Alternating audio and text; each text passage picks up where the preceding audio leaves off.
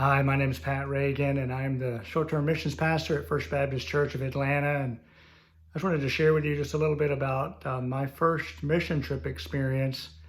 Wow, it's been a long time ago now, 1994. Uh, my wife Traci and I were um, young and had little children. I think our two girls at the time were 5 and 2. We were just involved in our local church and with the children's ministry. I was teaching on Sunday morning, and she was too.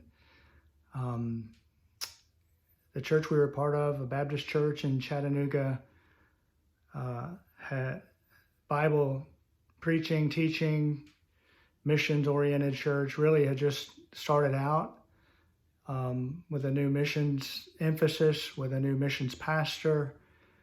And this was the first mission trip that the church had ever undertaken.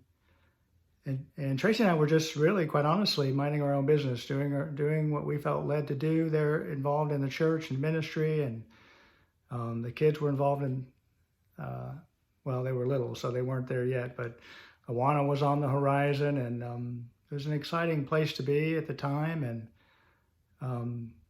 out of the blue, our missions pastor invited us to pray about being a part of the mission trip they were planning to Honduras.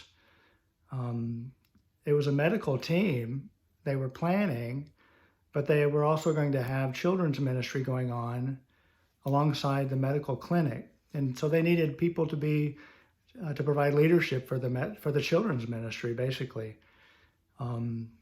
The amazing thing about this was, at this point in our lives, my wife and I had never done anything like this before. Neither of our families had been involved in this kind of thing, in missions before. And so this was like a whole new idea for us and for our family. And none of our parents or family members lived close to us. So your immediate concern would be for our children, and is it a wise thing to do to go somewhere far away with such little children, leaving them behind, and all those things? We immediately prayed about it. We didn't dismiss it at all. We felt like, okay, Lord, if this is what you would have us do, we're willing. And I'll just never forget that the sense, the encouragement, really, that our missions pastor would actually invite us to participate. That was so encouraging to me and to Traci. And so we prayed about it, and sure enough, it felt like the Lord was saying, yes, I want you to go. And so many unknowns. We had all the questions that a first-time mission team member has. We didn't have any idea how to begin. We didn't have any idea what it meant, really, except that God was calling us to go. And so we started attending meetings and with the team, and we had packing meetings because they were going to ship all of the medicines that we needed down there, and the supplies for the clinic. And we learned how to write support letters, to invite other people to join us in what God was doing. And I remember the trip was $900 per person. It sounds like a deal today, but at that time, of course, any amount of money is significant. But we were trusting the Lord, and on this journey with a lot of other people who were part of this team. And our mission pastor just kept encouraging us to trust the Lord. And so we sent out our first support letters to everyone we knew, basically. We made the list, and we put stamps and hand wrote the envelopes and prayed and sent the letters out. We can't say that this wasn't without opposition. Our family was concerned. Our parents were concerned. But the Lord provided, and it was an amazing thing. Almost immediately, the Lord provided a quality couple to babysit our kids while we were away, somebody we felt like we could trust and who loved our little girls. And so we had that base covered, and we also began to see money come in to support what God was calling us to do. And I have to say, even to this day, there's nothing more humbling and nothing more confirming than seeing God's clear provision provide where He's called you to go. And I just remember at that time watching the mailbox and seeing checks come in and saying, well, oh my goodness, Traci, look who gave. And it didn't matter the amount. It was just the fact that God was working and that we were seeing His provision for what He called us to do on this journey. And so it was kind of cool. After about, I don't know, 6 weeks or so, after we began sending out letters, about $900 had come in. And we were really excited about that. Hey, we're kind of kidding about it. Okay, which one of us is going to go? And kind of joking it, but at the same time going, okay, because all of a sudden the check stopped coming. I think we had exhausted our list, and so we were like, okay, now what? And our mission pastor, just in his own way, was like, okay, don't worry, God's in control. He's your provider. Trust Him.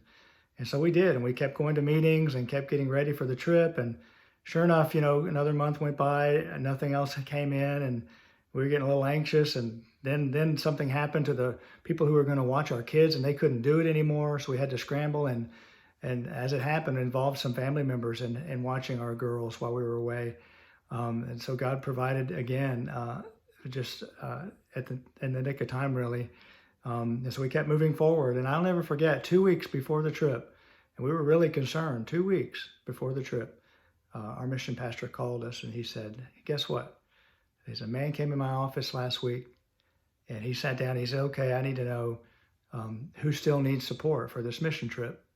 So he named us and even a couple of other people. There were some others still needed support. And this man wrote a check for all of it. And so our other $900 were provided from somebody. We still don't know who it was to this day, but that was such a huge lesson for us that even when our timing isn't what we want it to be, God's timing is, and He's never late, and He always provides where He guides us. And that has been a huge lesson for us from day one. And so we went on this trip. I don't have time to really explain all the details, but we went on this trip to Honduras, and we ended up in the mountains, just a rural village. It was kind of wet and rainy, and I'll never forget the poverty of the kids that we saw and the people there. Our team had to even build our own little shower stalls and bathroom stalls. I mean, it was rural. We were out in the mountains. We were camping basically. And this little village, they had, this little town, they didn't really have anything, but there was a barn there, and they had put pine straw down in the barn to make it smell kind of good on the floor. And that's where the men stayed. And I don't remember where the women stayed, to be honest, but I remember where I stayed in this barn. And I just remembered the love that these people showed us just in doing what they could by putting pine needles down, fresh pine needles on the floor of that barn. And God moved in amazing ways. We saw a lot of kids and families and people respond to the gospel. And I'll never forget the missionaries we worked with. They've been friends ever since. And they just really encouraged us to continue to cultivate the gifts God had given us. I spoke some Spanish at the time and continue to learn Spanish and use it in our ministry over the years. And that was something he said I really needed to work on. And I just remember his encouragement, this man who was on the field and had sacrificed so much. And I just remember their commitment to the Lord and their dedication to the people that God had called them to there in Honduras. It was a great experience we'll never forget. But most of all, I remember that after that trip, I had watched our mission pastor who led the team that whole trip, and how he had related to the team and how he had related to the missionaries, how he had led spiritually. I just remember coming back and really sensed in my heart, God, that's what you're calling me to do.